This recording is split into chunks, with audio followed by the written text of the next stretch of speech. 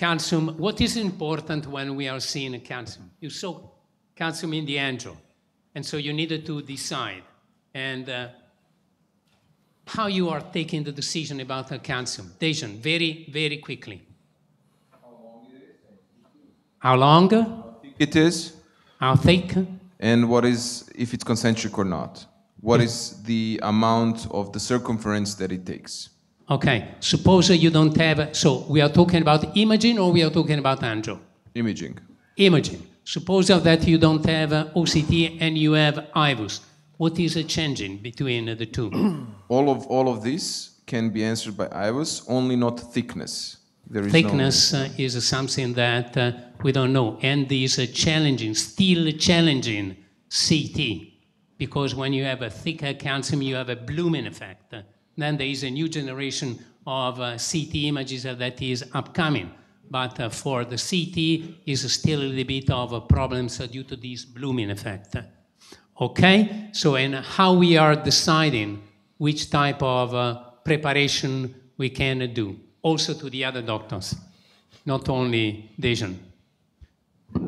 Definitely, you take into account the circumference, this circumferential part of calcium, also the length of the lesion. So, my mind, if there is a long lesion, a small vessel, I would take a rotablator. Otherwise, if it is a big vessel with big diameter and a smaller length of calcification, I would go for IVL, for shockwave balloon.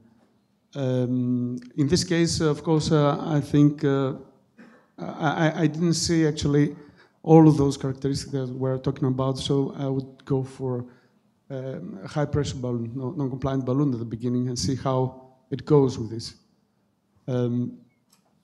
So suppose that you have this mixing of plaque.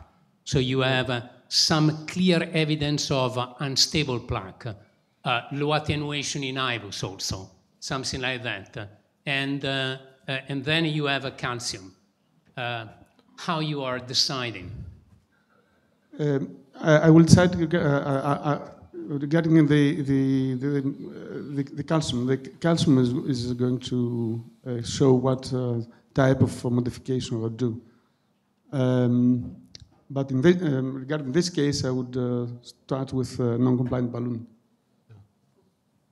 Focally at the tightest point?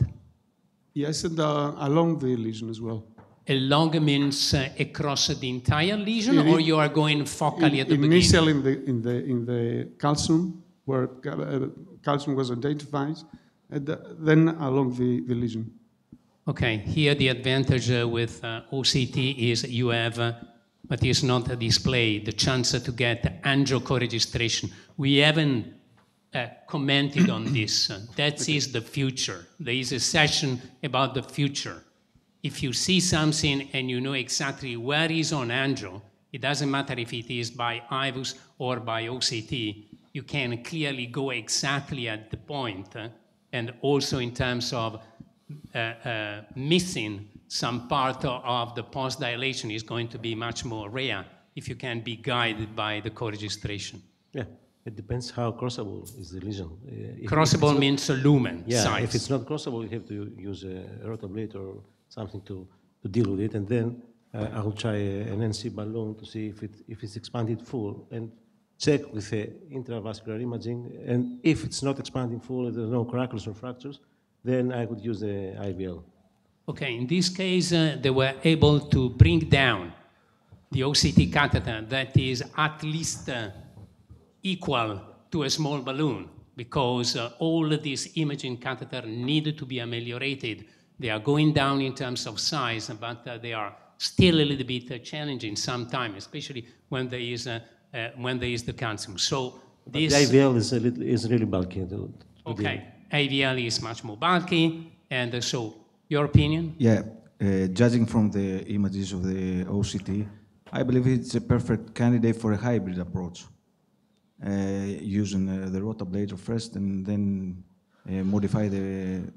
It's very diffused and long lesion. We cannot be sure if NC going to work here, balloons, or even scoring balloons, judging from the imaging Okay. Julio, For the angiogram. for time purposes, let's listen the presentation from Manos. He will give us some information about the basic image interpretation. Then we can go back to this very interesting discussion and see also what Leonidas did, which modality he chose.